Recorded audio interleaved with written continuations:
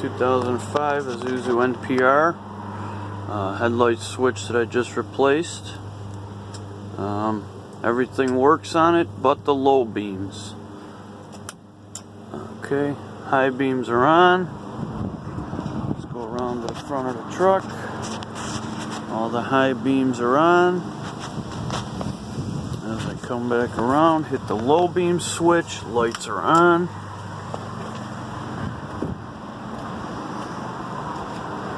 Okay, parking lights work. High beams work, turn signals work, all the wipers work. This switch, there is no output being from inside this switch down to the truck. I tested everything and that's the only thing that's not working. The switch isn't even a month old. You know, I'm very fluent in 12-volt electronics, install remote starters, alarms, all kinds of accessories, vehicles, all the way up to 2018 models. So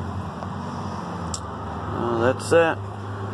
So whatever your tech guys decide, it's most likely going to have to send me a new switch. Thank you.